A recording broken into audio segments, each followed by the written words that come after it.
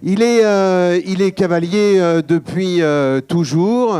Il est enseignant depuis très longtemps, cavalier de concours complet. Un jour, une idée, comme beaucoup d'entre nous ont parfois, originale celle-ci. Il en parle au détour d'une rencontre et puis ça fait le buzz. Je vous demande d'accueillir l'instructeur d'équitation, monsieur Nicolas Canteloup.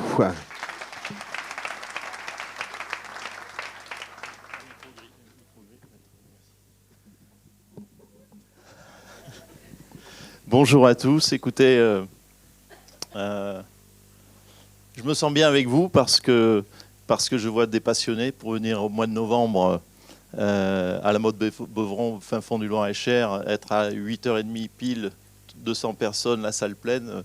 Vous avez cette passion, c'est la transmission. Et ça me parle.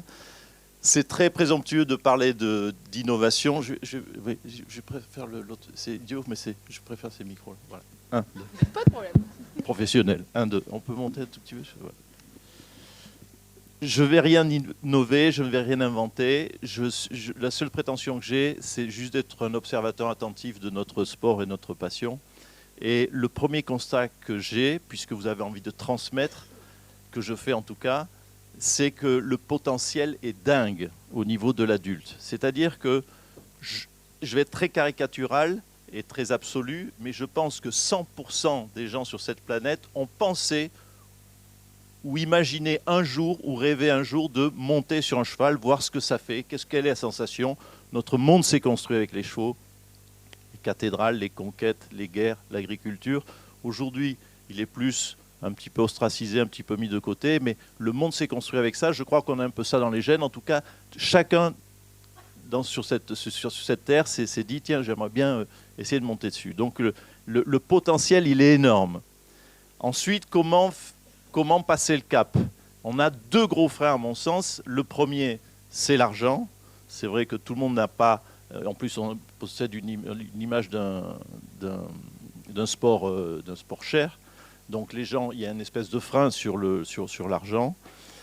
Et la deuxième chose, c'est l'appréhension physique. Lorsqu'on est jeune, on n'a peut-être pas l'argent, mais on n'a pas l'appréhension physique, mais on n'a peut-être pas l'argent. Mais une fois qu'on a une autonomie financière, qu'on est adulte, on a 35, 40, 50 ans, on a une forme d'autonomie. On se dit, tiens, je pourrais me payer mon heure d'équitation, mais peu de gens passent le cap parce que l'adulte, à ce moment-là, se dit, je vais prendre un risque, je ne me sens pas en phase. Quand je vois des gamins monter à poney, ce n'est pas mon univers, bon, c'est trop tard, je laisse tomber. Donc je pense qu'il y a une vraie offre à proposer sur l'adulte, et vous en êtes tous convaincus, puisque si vous êtes là ce matin, c'est parce qu'on partage la même conviction. À mon sens, l'offre, il y a eu un énorme développement du Poney Club pour des raisons financières, et on a un petit peu oublié l'équitation adulte. Et l'offre, elle passe par 2, 3 clés essentielles. La première, même un peu plutôt 4, pardon, excusez-moi, je me rends compte, je suis étonnamment impressionné de vous parler, parce que j'ai l'habitude de faire d'une autre discipline, et là, d'être devant vous, c'est idiot, mais bon, ça va se décontracter, rassurez-vous. Tiens, heureusement, Sophie me regarde avec amour, ça va. Je vais tout vous dire, en fait, ce que j'appréhende, c'est la question de Marie. Je me dis, ouais, Alors, première clé, je pense que l'adulte, quand il franchit, quand il pousse la porte d'un centre équestre, c'est un viol. Imaginez, on a l'habitude d'être des citadins, on a l'habitude des petits animaux de 30, 40 kilos, les chiens, les chats, etc. Aller dans un univers où il y a 30, 40 animaux de 500 kilos, quand vous débutez totalement, vous n'êtes pas du tout habitué, pousser la porte d'un centre équestre, c'est quelque chose de très impressionnant. Et souvent, l'accueil n'est pas au rendez-vous. C'est vrai que le premier contact, vous le vivez quand vous allez dans un restaurant, etc. Si le premier contact n'est pas bon, déjà, vous avez fait l'effort d'y aller, vous avez un contact moyen avec un palefrenier qui est là, oui, qu'est-ce que c'est, machin. Bon, enfin, vous voyez, c'est un peu compliqué. Deuxième étape, c'est souvent l'adulte débutant, totalement débutant. Il est peu considéré par nous enseignants. Souvent, on a envie d'enseigner aux cavaliers qui ont déjà un petit niveau ou un bon niveau ou la compétition. Et souvent, on on met à disposition du cavalier débutant souvent un enseignant qui est un jeune enseignant ou quelqu'un qui n'est pas capé, à mon avis. Il faut un enseignant d'expérience qui sait analyser la biomécanique de la personne, qui voit la psychologie de l'adulte, qui va pouvoir anticiper éventuellement un souci dans le comportement du cheval. Donc il faut vraiment attribuer ce débutant qui est une pépite, un or, celui qui fait la démarche en étant adulte, en ayant 40 ans, qui fait la démarche d'aller dans le centre équestre, c'est exceptionnel.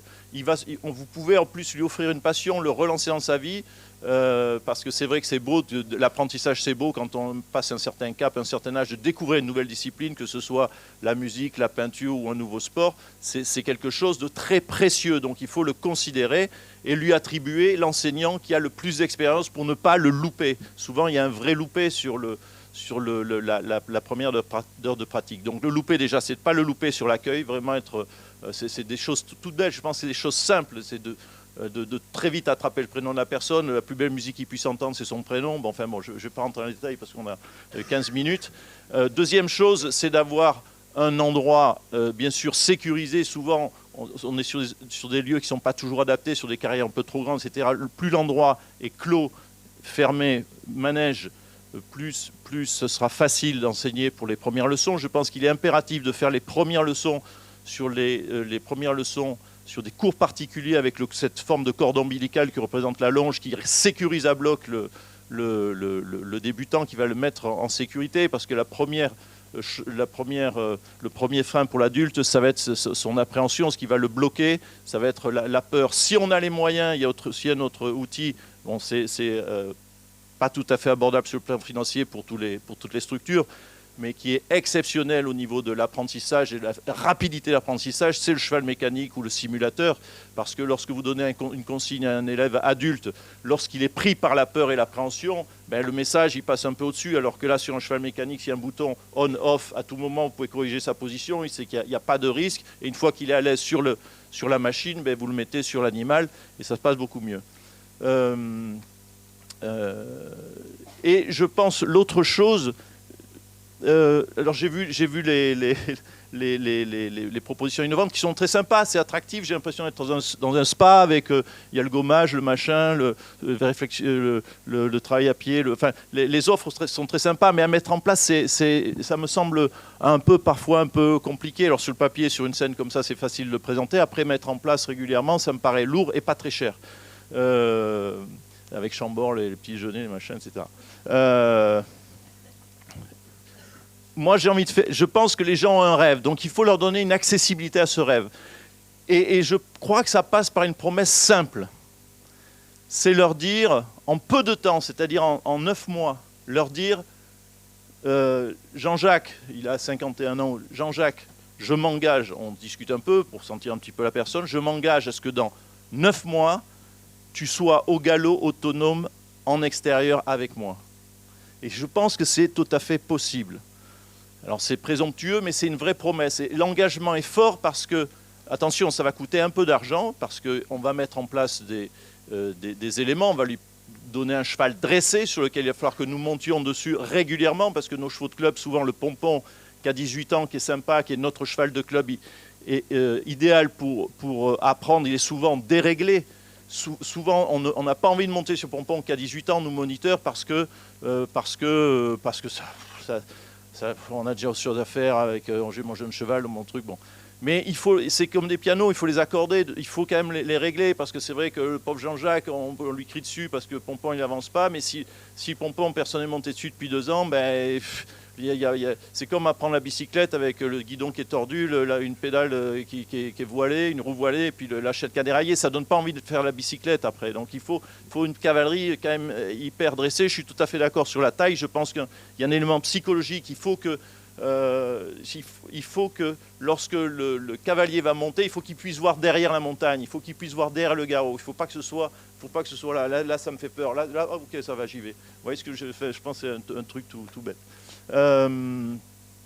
Donc, lui donner un objectif et s'engager sur cet objectif en disant, là c'est un petit peu gonflé, en disant, voilà, ça va coûter tant, on se serre la main, je m'y engage, ça va être 36 séances sur une année scolaire. Je pense que c'est largement faisable techniquement.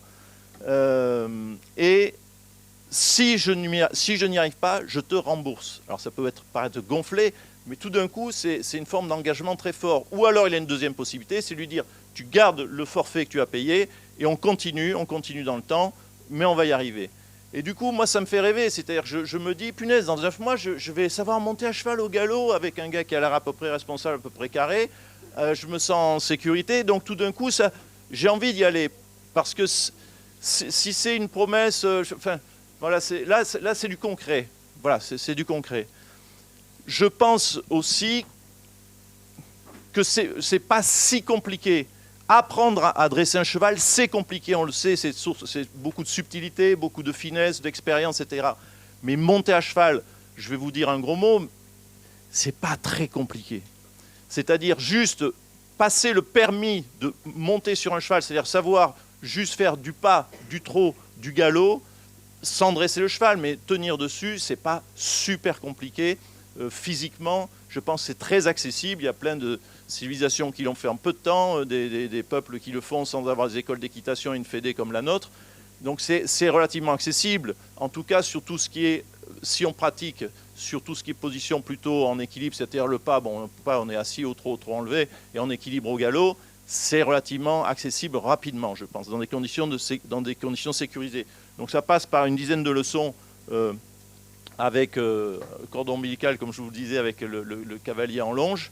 Ensuite, dans des périmètres très sécurisés, un manège petit, si vous avez la chance d'en avoir un. Puis après, on agrandit petit à petit les aires d'évolution. Et ensuite, sur une piste de galop que vous avez identifiée, en montée ou en cercle, assez balisé.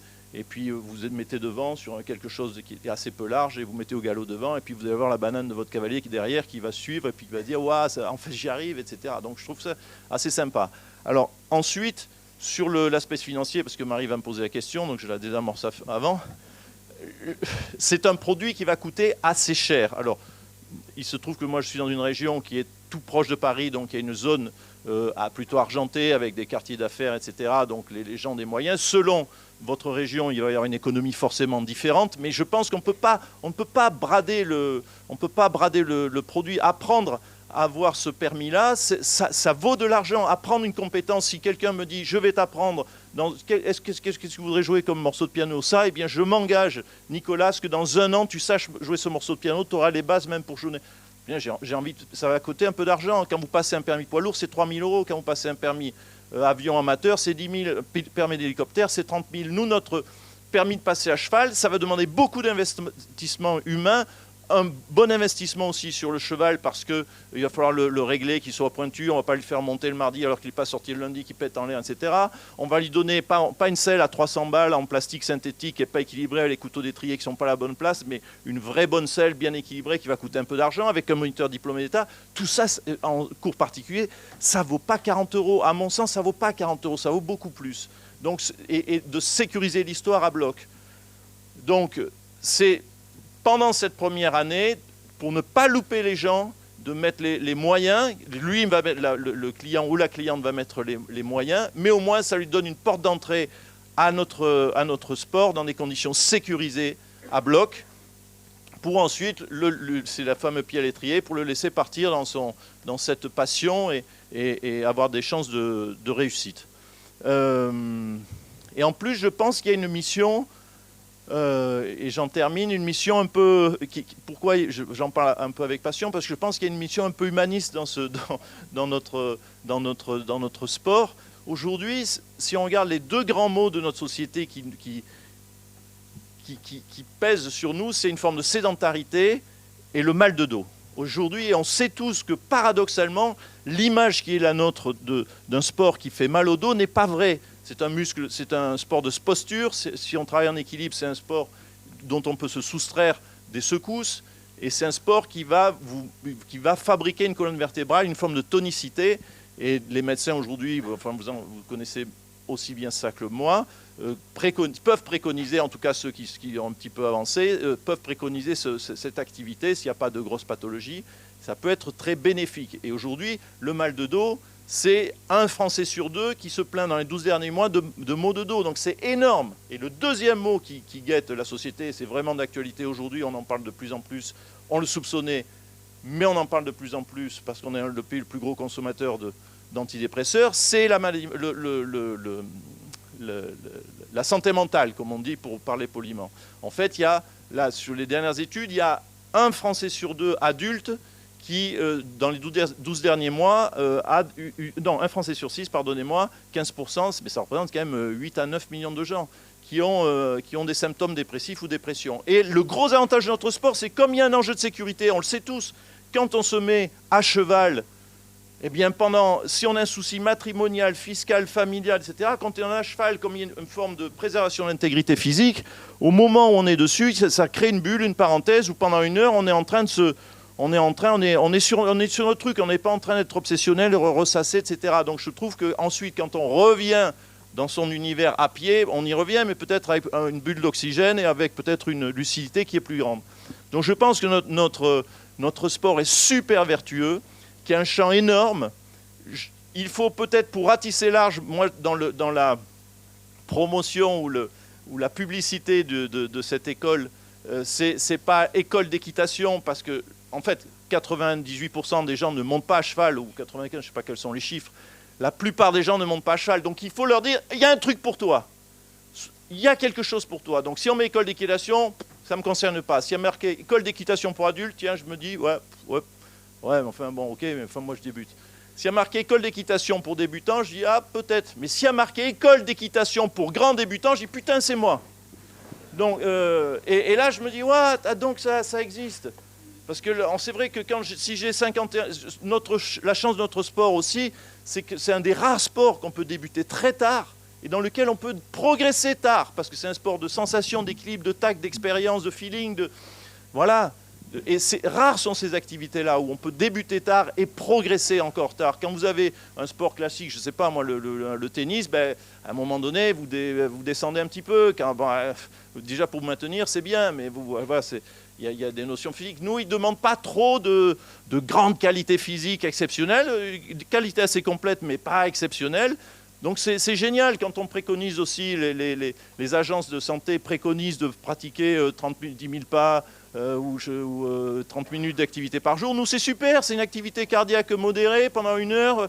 On sort la bombe, on a transpiré un peu. C'est un sport génial, mais il est méconnu avec ces 2 putains de freins, c'est le fric et l'accidentologie, où on a peur de se faire mal. Donc ben voilà.